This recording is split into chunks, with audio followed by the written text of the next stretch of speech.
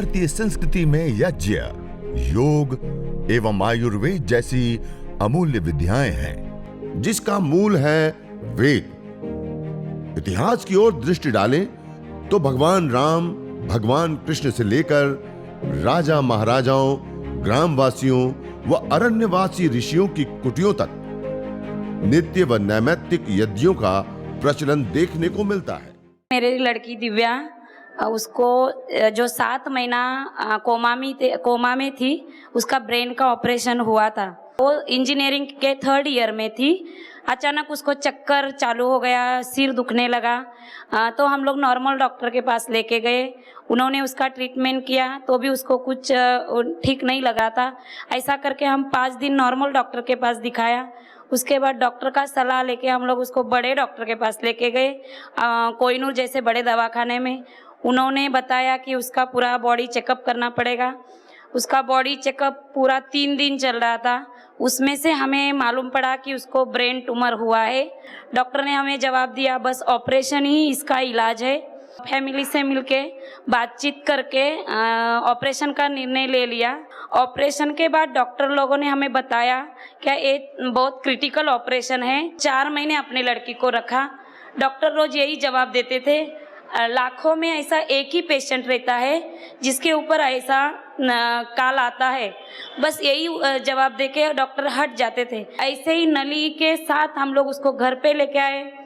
घर पे लाने के बाद दूसरे ही दिन हम लोग नर्सी सर से मिले। वो बोले ये तो बहुत मुश्किल है, बहुत क्रिटिकल है, लेकिन अपन विश्वास रखेंगे, हवन में इतना ताकत है, क्या ये परिस्थिति से भी ये लड़की बाहर आ सकती है। मैंने सर का यही बात मन में रख लिया। सर उस टाइम सर से मैं एक बात की थी, क्या सर हम लोग विज्ञान जो साइंस है इतना आगे गया है तो भी मेरे लड़की के कुछ काम नहीं आया, वो हम करके हार गए हैं। अभी बस भगवान और ये हवन के ऊपर विश्वास रखेंगे। हम लोग डॉक्टर को एक बार भी घर पे लाने के बाद इसको दिखाने के लिए नहीं लेके आए। हवन ही हमारा डॉक्टर बना था। हवन से हम लोग को इतना एनर्जी मिला। हवन करते करते जब 2 महीना हो गया, उसके बाद ऐसा चमत्कार हम लोग ने हवन का देखा। तब उसकी जान उंगलियों से चालू हो गई। उंगली का पहला उसका अंगूठा हिलने लगा। अंगूठे के बाद 4 दिन 5 दिन के बाद उसकी पूरा पैर के नसें हिलने लगी। ऐसा हम लोग साक्षात उसको वो चमत्कार को देख रहे थे। ऐसा करते करते उससे अंगूठे से लेके 2 महीने के अंदर पूरे उसके बॉडी में जान आ गई। उसका पूरा शरीर उठने लगा। तो हम लोग ने ऐसा अपने जैसा शरीर तो भगवान का देखा नहीं, लेकिन इसके रूप में हम लोग ने, हवन के रूप में हम लोग ने भगवान को देख लिया। पहले बार उसका गले का ऑक्सीजन का मशीन निकालने हम लोग जब दवाखाने में 2 महीने बाद गए, 2 महीने बाद उधर जाने के बाद में डॉक्टर अपना उंगली मुंह में डाल के देख रहे थे। जब हम लोग 5 महीना कुछ नहीं कर सके, 2 महीने में अपने घर में ऐसा क्या कर लिया जो लड़की को खड़ा किया। जो दूसरे भी 2 पेशेंट है उनको भी ये रास्ता बता दो। ऐसा करते करते 2 महीने के बाद उसका गले का मशीन हट गया। 8 दिन के बाद उसका नाक का नली का जो खाना उसको खिलाती वो हट गया। 10-15 दिन में उसका यूरिन का नली हट गया। ऐसे करते करते उसकी नलियाँ 1 महीने के अंदर पूरी हट गई और मेरी लड़की पूरी तरह से हाथ से खाना खाने लगी।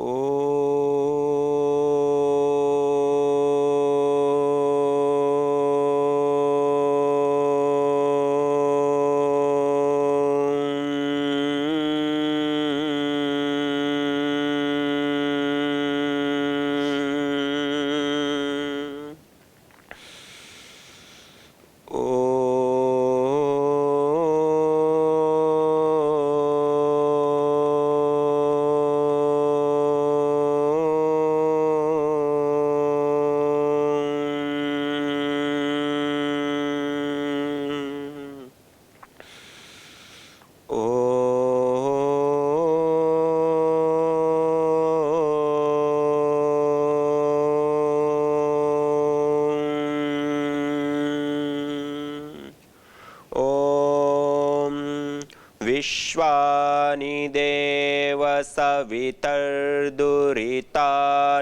परासुवा यद्भद्रं तन्न आसुवा। सर्वरक्षक परमपिता परमात्मा को कृतज्ञता पूर्वक प्रणाम करते हुए हम पिछले कई दिनों से इस यज्ञ चिकित्सा और प्रशिक्षण शिविर में यज्ञ के विभिन्न पहलुओं के बारे में आंशिक रूप से चर्चा करते हुए और प्रधान रूप से यज्ञ चिकित्सा के ऊपर चर्चा करते हुए हम आ रहे हैं।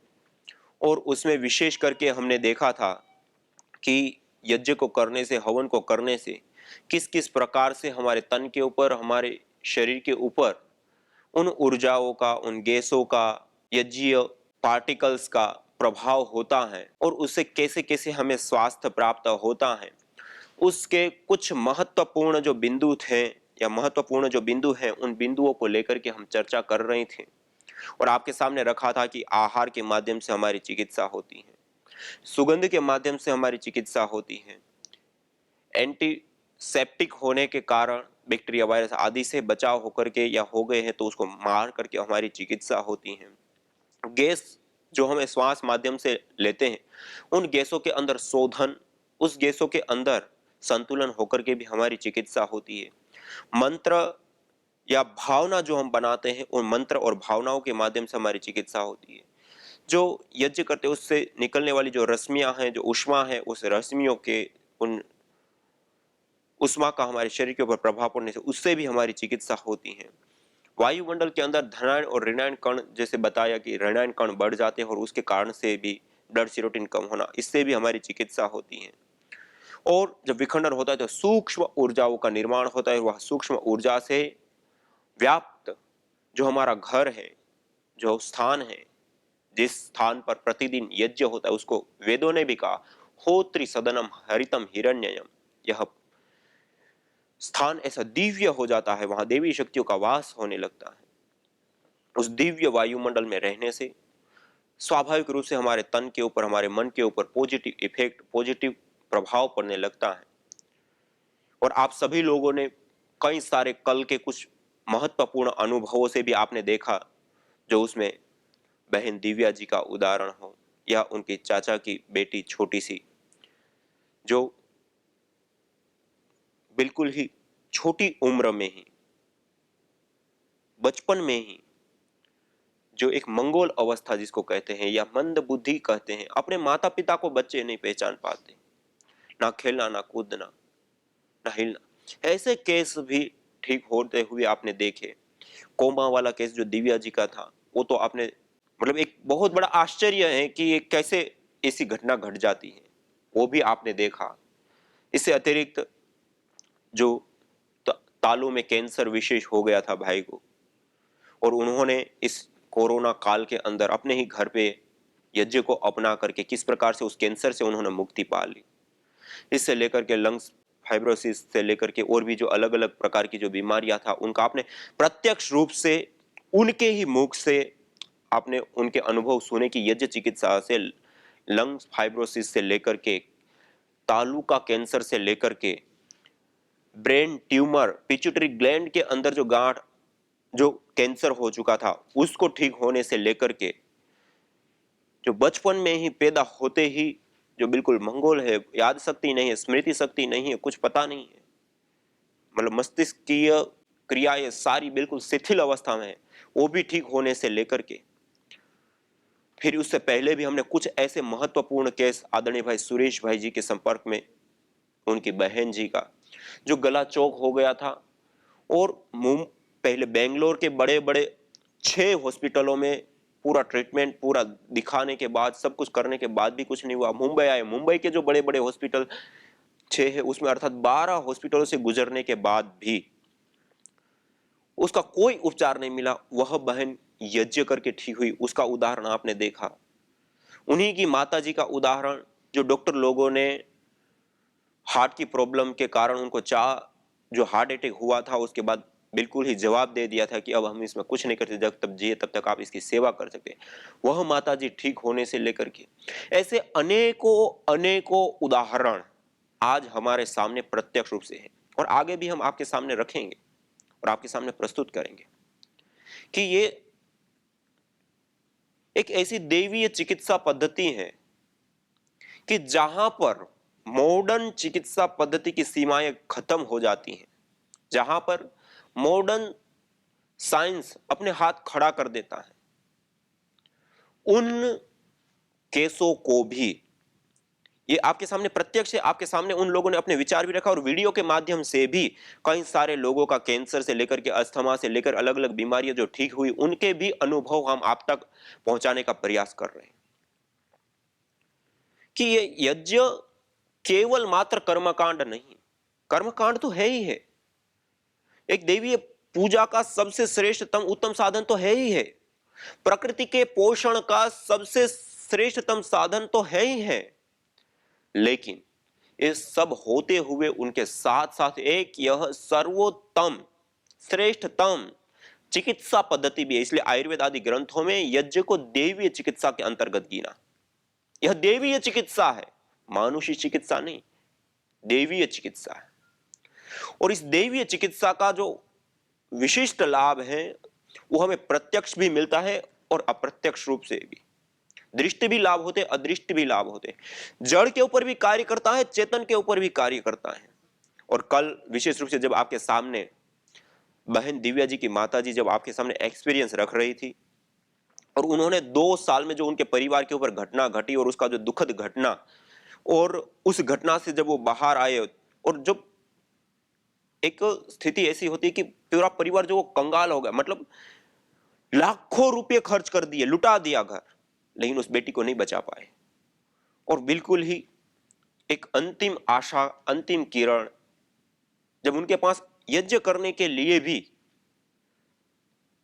खर्च निर्वाहन की सामर्थ्य खत्म हो गई, ऐसी अवस्था में वो यज्ञ के साथ जुड़े थे और उस यज्ञ के माध्यम से उस बहन को जब नव जीवन प्राप्त हुआ और उसके बाद की घटनाएं या यज्ञ का जो उनका एक्सपीरियंस लगातार वो 2-3 सालों से जो कर रहे हैं, और उन्होंने कल एक अनुभव के साथ आप सब लोगों को एक विशेष रूप से उन्होंने एक महत्वपूर्ण बात बताई थी कि यह जो यज्ञ है, हवन है, उस 2 साल जब उनके जीवन में वो आया और उसके बाद उन्होंने जो अनुभव किया और उन्होंने कहा कि मैंने कि बहुत सारी जगहों पे लिखा हुआ देखा, बहुत सारी जगह पे सुना है कि भाग्य की लकीरें हमारे हाथों में होती है। और उन्होंने क्या कहा, लेकिन मैं 2 साल के अनुभव से ये कहना चाह रही हूं कि भाग्य को लिखने वाली यज्ञ रूपी कलम हमारे हाथों में है। भाग्य को लिखने वाली यज्ञ रूपी कलम हमारे हाथों में है। आइए हम इस यज्ञ को करें और यज्ञ जीवन जिए, यज्ञ कर्म करें, तो उससे हमारा सौभाग्य का उदय होता है। ये कोई छोटी बात नहीं है, भाग्य रूपी कलम यज्ञ को बताना, ये वास्तविकता है। कोई भी अपने जीवन में इस यज्ञ को अपना करके देख सकता है, कैसे भी कष्ट, दुख, बाधा, पीड़ा, बीमारियां, रोग, ताप, संताप, कुछ भी, कैसा भी कर्माशय का प्रताड़न हो उनके जीवन में, कितने भी पूर्व किए हुए गलत कर्म, आप अपने जीवन में इस यज्ञ को अपनाइए, हवन को अपनाइए। आप देखिए पारिवारिक क्लेशों से लेकर के, शारीरिक बीमारियों से लेकर, मानस बीमारियों से लेकर के, हर प्रकार के ताप, संताप, दुख, कष्ट, बाधा, पीड़ा कहां जाएगी आपको पता भी नहीं चलेगी। और आपके जीवन में सुख, शांति, समृद्धि और जो भी शुभ कहा जा सकता है, इसी को तो स्वर्ग कहते हैं कि चारों ओर से शुभ का द्वार खुला हो, सुख हो, शांति हो, समृद्धि हो, सब कुछ हमारे पास हो, मानसिक शांति सबसे बड़ी चीज, वो जिसके पास हो वो चीज हमें प्राप्त हो जाती है इस यज्ञ के माध्यम से, हवन के माध्यम से। और उस माता जी का आपने स्वयं एक्सपीरियंस देख रहे थे, वो खुद कितनी प्रसन्नता पूर्वक, और वो खुद कह रही थी कि हमारा घर, हमारा परिवार आज यज्ञ से स्वर्ग जैसा वायुमंडल है, मानी जिसकी हम अपने घर में अपेक्षाएं करते हैं उन सारी अपेक्षाओं को वो पूर्ण कर देता है। और इसको इष्ट काम दुख कहा ही गया है। तो इस प्रकार से इस यज्ञ के अनेकों अनेकों सैकड़ों लाभ हैं। उन अनेकों सैकड़ों लाभों को उठाने में हमें कुछ करना पड़ेगा, अर्थात यज्ञ तो हमें करना पड़ेगा, करेंगे तभी हमें प्राप्त होगा।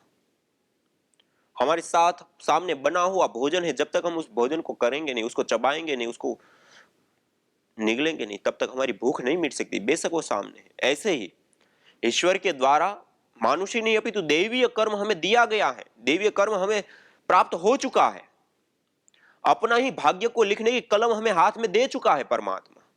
अब हमें करना है, करेंगे तो पाएंगे। और आपके सामने बहुत सारी चीजें अभी तक आई है, तो आप इस यज्ञ को, इस हवन को, अग्निहोत्र को अपने जीवन का अभिन्न हिस्सा, अभिन्न अंग तो बनाए ही।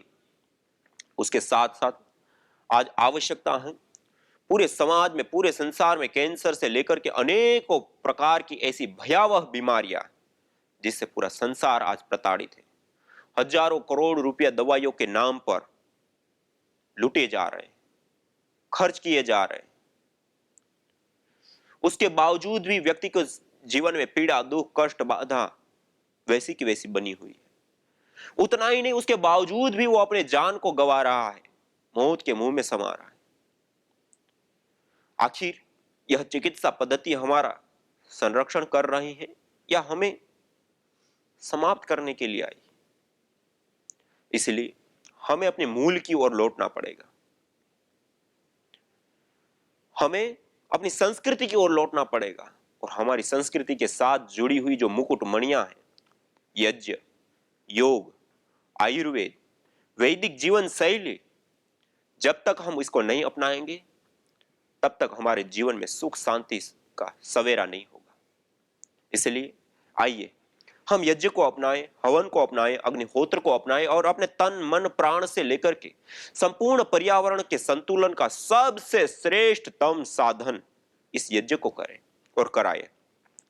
तब आइए हम सब लोग मिलकर के सबसे पहले यज्ञ करते हैं, हवन करते हैं, अग्निहोत्र करते हैं और उसके बाद आगे बढ़ते हैं और कुछ आज महत्वपूर्ण और विशेष कुछ बातों को आपके सामने रखने का हम प्रयास करेंगे। पहले सीधा बैठते हुए दोनों हाथों को ज्ञान मुद्रा, ध्यान मुद्रा, वायु मुद्रा से लेकर के कोई भी एक विशेष मुद्रा में रखते हुए, मेरुदंड को सीधा रखते हुए, स्थिरम सुखम आसनम, स्थिरता पूर्वक सुखपूर्वक जिस आसन में आप लंबे समय तक बैठ सकते हैं उस आसन में बैठ करके मन को शिथिल करते हुए परमपिता परमात्मा का निज नाम पावन ओंकार का अर्थ भावना पूर्वक तज्जपस तदर्थ भावनम, अर्थ भावना पूर्वक जप करते हुए, मंगलाचरण करते हुए आज के इस यज्ञ को हम प्रारंभ करते हैं।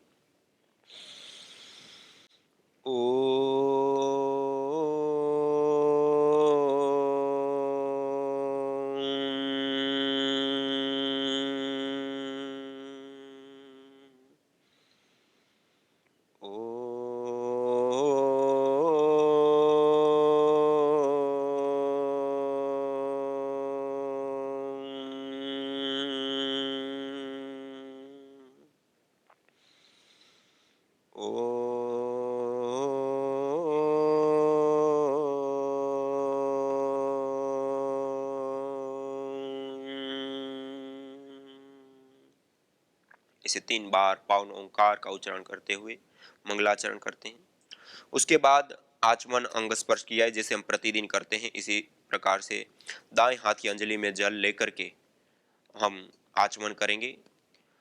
ओम अमृतोपस्तरणमसे स्वाहा। ओम अमृतापिधानमसे स्वाहा। ओम सत्यं यशः श्रीर्मयि श्रीश्रयतां स्वाहा। 3 बार आचमन करने के बाद हस्त प्रक्षालन कर लेते हैं, हाथ को धो लेते हैं। उसके बाद बाएं हाथ की अंजलि में जल लेकर के अब हम अंग स्पर्श करेंगे। सभी अंगों की पवित्रता के लिए, शुद्धिकरण के लिए, उनकी शक्ति की प्रभु से प्रार्थना करते हुए, कामना करते हुए दाएं हाथ की मध्यम और अनामिका 2 उंगलियों को जल में स्पर्श करते हुए एक एक अंग को स्पर्श करते हुए ओम वांग्मा आस्यस्तु, ओम नसोर्मे प्राणोऽस्तु, ओम अक्ष्णोर्मे चक्षुरस्तु, ओम कर्णयोर्मे श्रोत्रमस्तु, ओम बाह्वोर्मे बलमस्तु, ओम ऊर्वोर्म ओजोऽस्तु, ओम अरिष्टानि मिंगानि तनुस्तन्वा मे सह सन्तु। इस प्रकार से सभी इंद्रियों के ऊपर अंग स्पर्श करने के बाद पवित्रता शुद्धिकरण की इन क्रियाओं को संपन्न करने के बाद अब हम इस यज्ञ को प्रारंभ करते हैं। और यदि और विशेष समय है तो हम स्तुति, प्रार्थना, उपासना भी विशेष रूप से हम कर सकते हैं परमपिता परमात्मा का 8 मंत्रों के उच्चारण के माध्यम। तो आइए आज सभी लोग सीधा बैठते हुए हाथ जोड़ते हुए ओम विश्वानि देव सवितर्दुरितानि परासुवा यद्भद्रं तन्न आसुवा ओम हिरण्यगर्भस्समवर्तताग्रे भूतस्य जातः पतिरेक आसीत् सदाधार पृथिवीं द्यामुते मां कस्मै देवाय हविषा विधेम ओम य आत्मदा बलदा यस्य विश्व उपासते प्रशिशं यस्य देवाः यस्य छायामृतं यस्य मृत्युः कस्मै देवाय हविषा विधेम